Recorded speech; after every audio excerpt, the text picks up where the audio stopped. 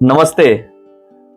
एक मित्र ने मुझसे एक सवाल पूछा है जिसका जवाब देना चाह रहा था। उन्होंने कहा कि जिंदगी में जब हम आगे बढ़ने की जद्दोजहद में रहते हैं, खासतौर पे अपने करियर में, तो शब्द कितने मायने रखते हैं।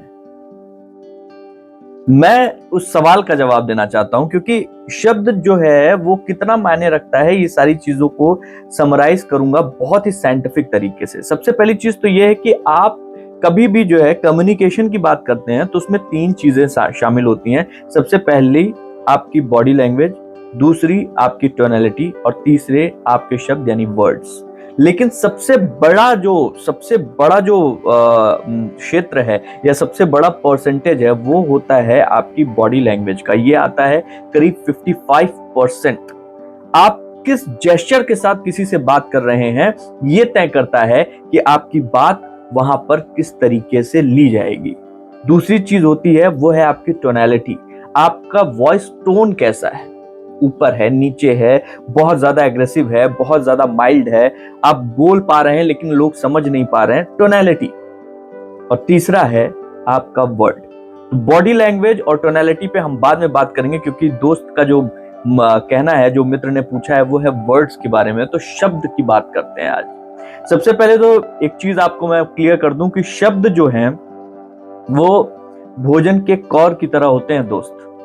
अगर आपको कोई कौर खुद खाने में अच्छा नहीं लग रहा है तो आप उसको दूसरे को नहीं परोसते हैं। तो कोई शब्द जो आपको खुद पसंद नहीं है कि कोई आपको बोले तो आप दूसरे को क्यों परोस रहे हैं, मत परोसिए।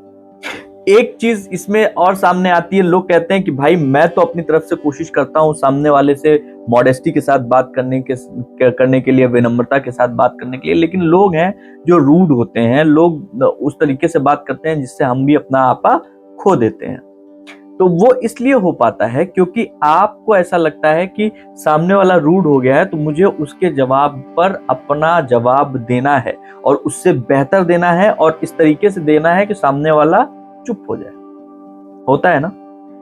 आप उसको चुप कराने के चक्कर में भूल जाते हैं थोड़ी देर के लिए कि आप वैसे नहीं हैं, आपकी सोच वैसी नहीं है, आपके हाल भाव, आपका बोलचाल वैसा नहीं है, आप वैसे उस तरीके से काम ही नहीं करते हैं। लेकिन फिर भी आप उसके स्तर पर आकर केवल उसको चुप कराना चाहते हैं। क्यों? क्योंकि आपका अहम उस समय आपके सिर चढ़कर बोल रहा होता है। शब्द जो है ना दोस्त, वो बहुत ही डिफरेंट काइंड ऑफ थिंग्स है।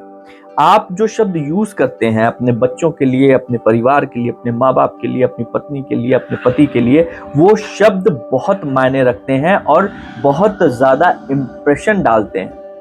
अगर आप अपने बच्चे को लगातार एक बार बार बोल रहे हैं, नालायक हो तुम, बेवकूफ कहीं का, इडियट, कुछ नहीं करना है, पड़े रहना है, एक काम नहीं करता है, यकीन मानिए एक बार, दो बार, तीन बार, चार बार, 50 बार सुनने के बाद ना वो कान इस चीज को सुनने के आदी हो जाएंगे और जो आप चाहते हैं वो नहीं होगा।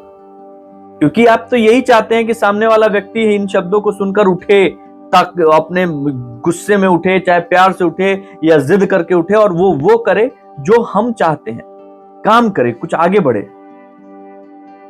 यकीन मानिए जब आप किसी को ना पुश करते हैं पॉजिटिव वर्ड्स के साथ, तो फिर वो आज नहीं उठेगा, कल नहीं उठेगा, लेकिन परसों जब वो उठेगा ना तो पूरी पॉजिटिविटी के साथ उठेगा और फिर वो जब जाएगा तो कुछ कमाल करके आएगा।